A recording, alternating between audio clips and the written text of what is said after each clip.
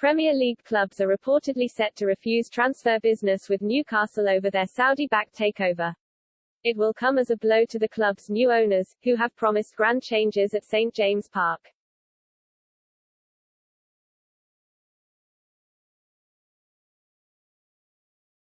A new consortium fronted by Amanda Staveley and 80% backed by the Public Investment Fund of Saudi Arabia (PIF) completed the purchase of Newcastle from unpopular owner Mike Ashley earlier this month.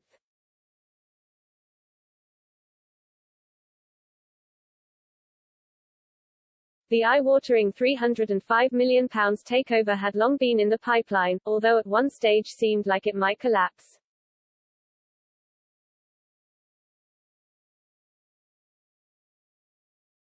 Premier League bosses were eventually satisfied that PIF was a separate entity to the Saudi state, although that conclusion has caused controversy.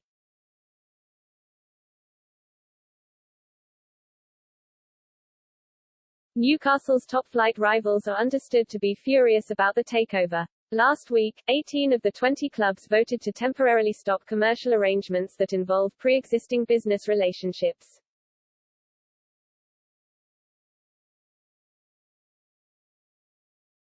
The legislation would effectively prevent the Saudis' lucrative sponsorship deals.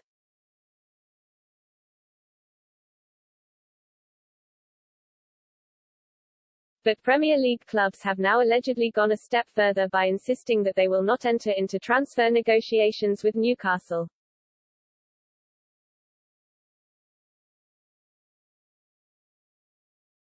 According to the Daily Mail, Newcastle chiefs fear that their rivals are snubbing them over deals in the hope that they are relegated to the Championship.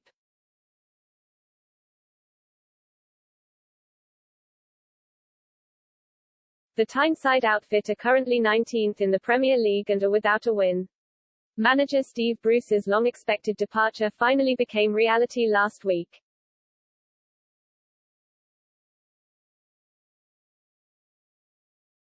Assistant Graham Jones will be in charge for the club's next two matches, away to Crystal Palace on Saturday and then at home to Chelsea next week, while a new head coach is found.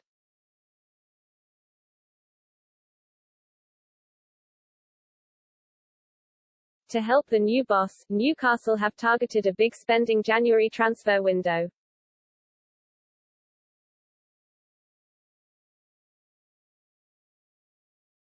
They have been linked with top Premier League stars including Manchester City's Raheem Sterling, Burnley's James Tarkowski and Manchester United's Jesse Lingard.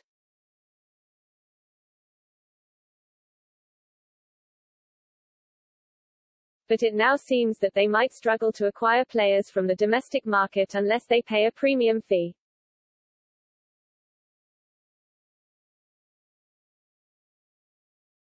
Staveley, who owns a 10% share but is the face of the new consortium, has sensationally promised supporters that world-class arrivals will play at St James Park under her ownership.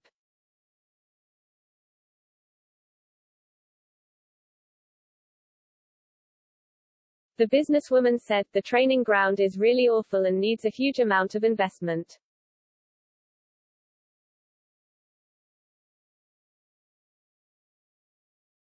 Luckily, that is one area we are not restricted by financial fair play. There is no point in having fantastic players if there is nowhere for them to train."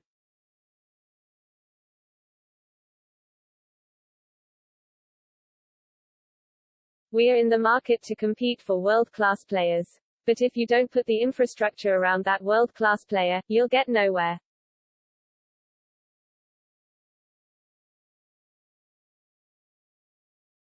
To me, Newcastle is like a fantastic gem, it just needs a bit of buffing up at every level.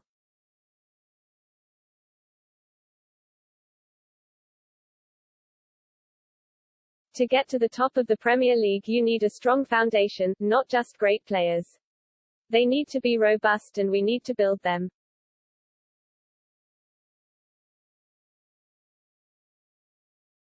We also want to invest in St James Park, it needs a little bit more love.